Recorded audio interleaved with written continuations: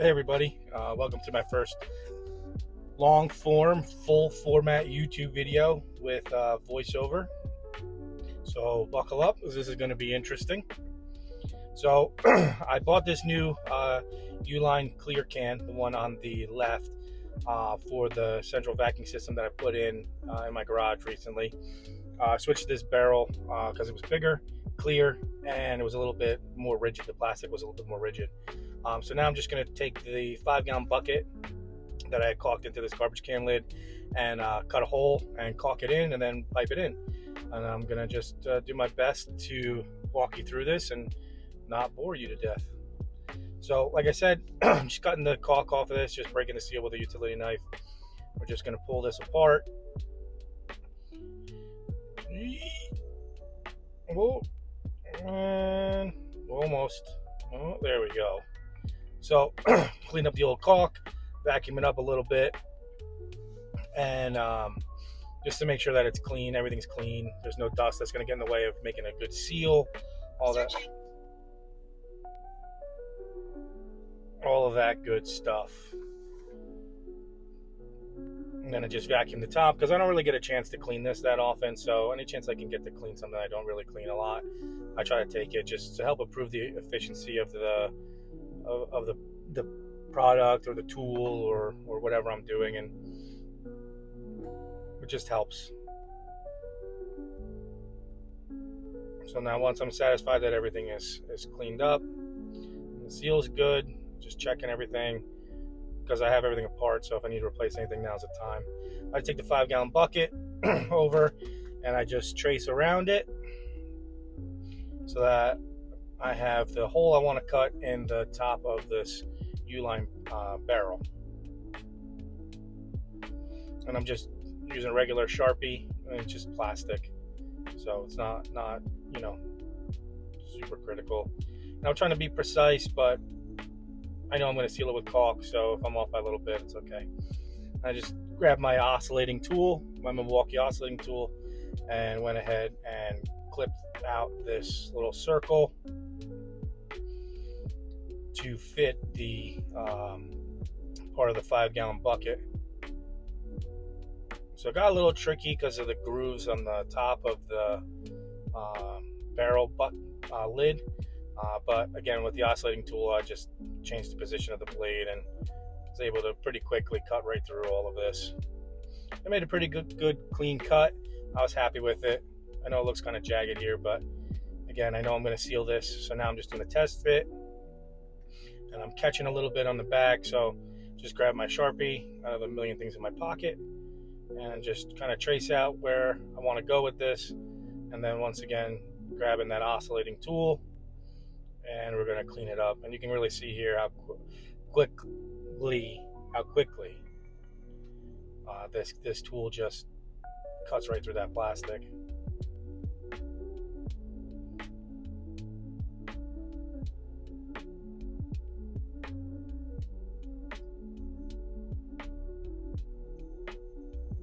So I was hoping to have all this done in the same day, but the barrel came a little bit later, shipping wise, than I had anticipated.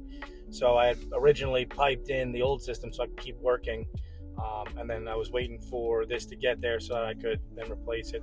A couple of fittings, so it really wasn't that big of a deal. But again, now I just tried to refit it, and I'm just cleaning it up, make sure we get a nice fit.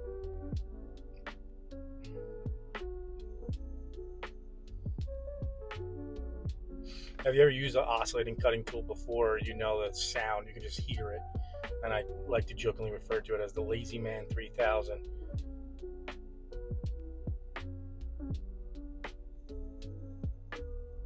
And now we're just doing a nice little test fit.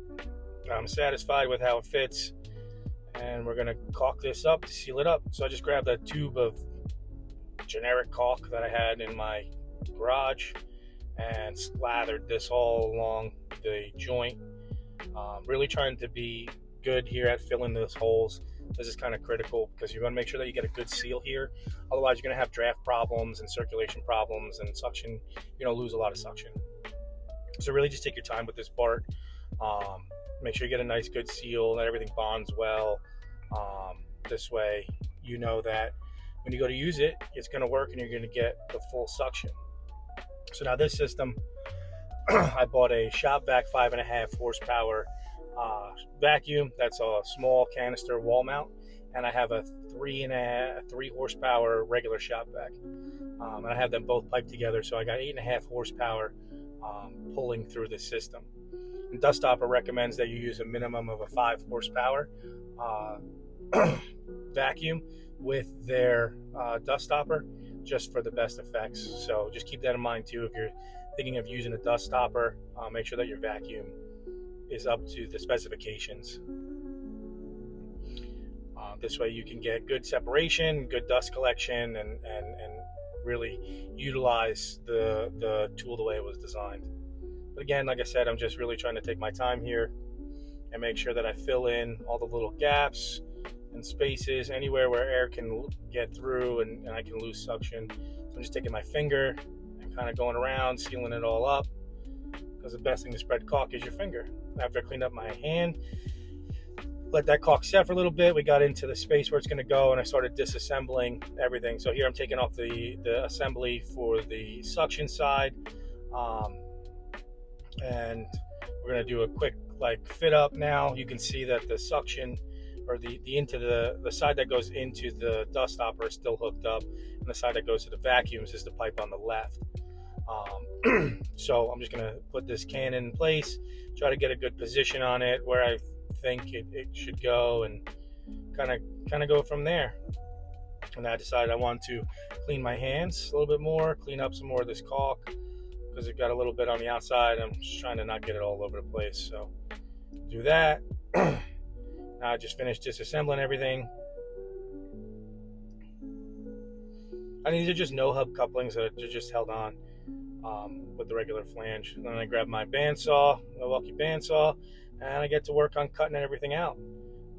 Realized that I couldn't see anything, so we have this weird angle now, and here we go. So now I'm going to cut this pipe short.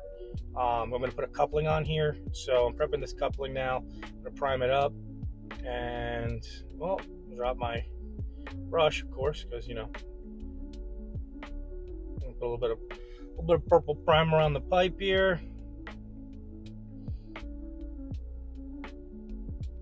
And then hit it with some glue, only on the one side of the coupling, and give it a nice little push, turn, and hold. Let that glue kind of set up, make sure that that fitting doesn't slide back down, and there we go. So now we're gonna clean up a little bit more,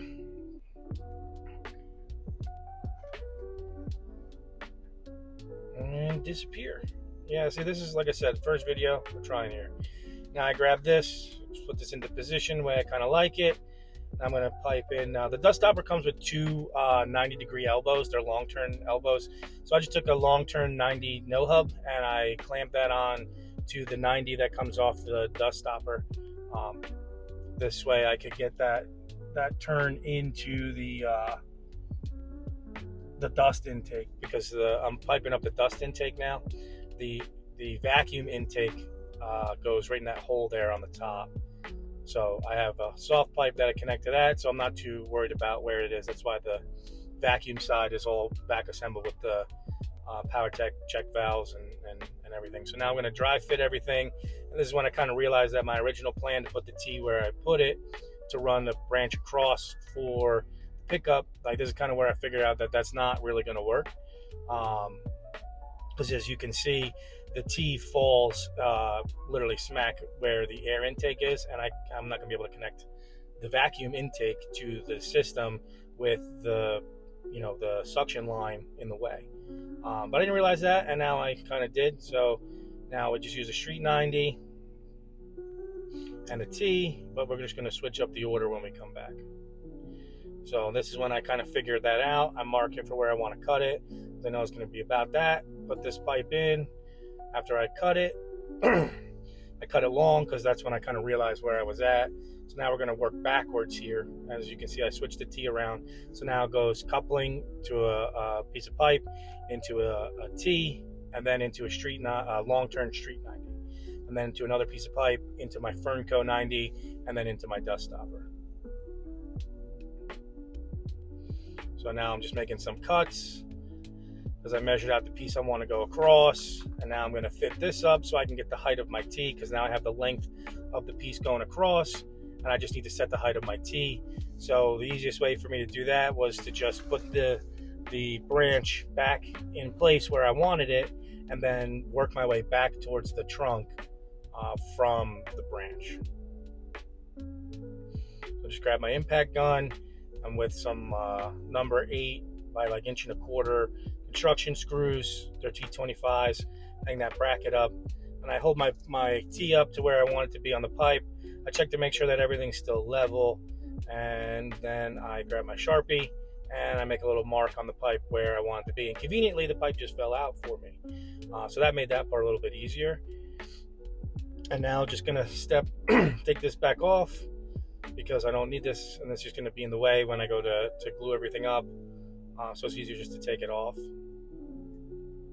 And now, out of frame, I cut that piece real quick with the bandsaw, and now I just dry fit everything.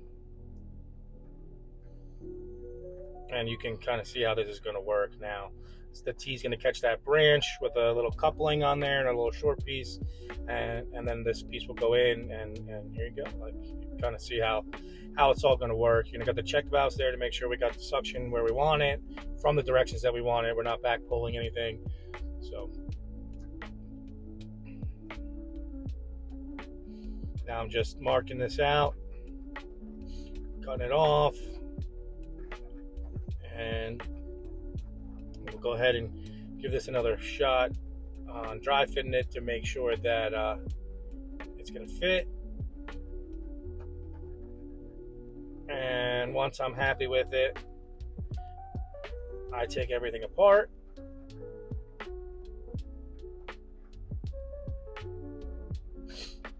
And now, again, my excellent camera skills. I'm going to put some primer on everything. A little bit of glue. We're going to glue in this extension from that coupling down. Again, primer and glue on everything, and then give it a little push and a turn. Make sure that the glue starts to skin over so that that pipe doesn't push out and you stay fully seated. Then after that, I'm going to get my next piece, and again, my great camera skills, I'm priming everything off camera, thinking that it's on camera. So just bear with me for a second while I finish priming up all these pieces. While I'm priming them, so now I'm going to glue up this piece, the extension piece going off to the branch from the T. So this is all just 2-inch PVC, just standard Schedule 40 2-inch PVC. Nothing special about it. You can get it at any plumbing supply or big box store. And this is just regular PVC glue. The PowerTex, the valves I got them off Amazon. You can get them off PowerTex website. So then they're really good. I'm really liking how they work. They do a great job. They give you a good seal. So it's working well.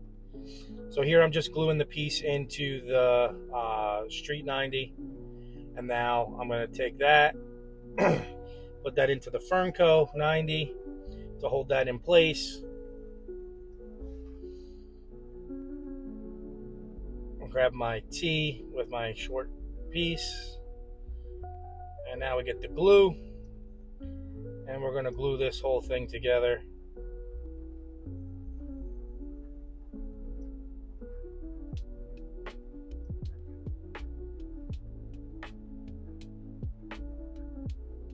Look at that. Now I'm just using the wall to make sure that I'm square off the wall. It just looks, this is just by eye. I'm not really measuring it. As long as it looks close enough to be good, it's good. It's my garage, you know. Now just put some glue on the other end of this T and the male end of this Street 90, and we're going to glue that up. Hold it in place for a second. Let that glue skin over so it doesn't slide out. And now we're good to go. Now I'm just going to tighten up this clamp here so that I know it's held in place. I don't have to think about it anymore. Grab my branch, check again, we're good. A little bit of glue on both the coupling and the piece of pipe. And then we're going to just pop this sucker on. Again, I started down. I twist it up while I'm keeping pressure. Prevent it from sliding out, and we're just going to check to make sure that it's level. And then once I'm happy with it and I'm sure that it's level, I will screw this clamp back on, again using the same screws. They're just like number 8, again, number 8 1/4 construction screws, nothing crazy. And if you can see, I put the strapping behind the pipe to keep it off the wall by a little bit, because trying to connect the hoses when that pipe is directly on the wall, I couldn't get my hand behind it. So just using that little piece of strapping, 2 pieces of strapping on the wall where the pipe's coming down, gives me the spacing I need to be able to comfortably get my hand in behind the pipe to manipulate it any way that I need to. And once that's done, I'm just going to screw this clamp on, again, same screws. And yeah, we're going to hook up the vacuum. We're going to connect the vacuums to the dust separator. So that just plugs in like that. That little hose there comes, again, that comes with the Dustopper. It's a 33-inch hose. And then we're just going to open everything, make sure everything's good to go. Give that glue a little time to dry while we clean up. And now that the glue dried, we're going to pull the hose out and we're going to give it a shot. So if you pay attention to the actual Dustopper, you'll see when I turn the system on that it'll actually suck down, and that's really what you want to see. Like, you want to see it creating that seal. You can see it holding down, and you can see that it's working great. Anytime you can make cleaning easier, I'm a fan. But yeah, that's pretty much it. Like I said, this system works great. If you guys are interested in how I did it, just shoot me a DM. I'll be more than happy to send you guys some more photos or answer any questions that you have in the comments or in a DM. I hope you guys enjoyed this video. If you did, give it a thumbs up, subscribe to my channel for more. But yeah, I'll just let you guys roll out of here for the last couple of minutes of watching me just use the vacuum. Thanks for watching, everybody. I hope you guys enjoyed the video. Again, subscribe and like this video for more.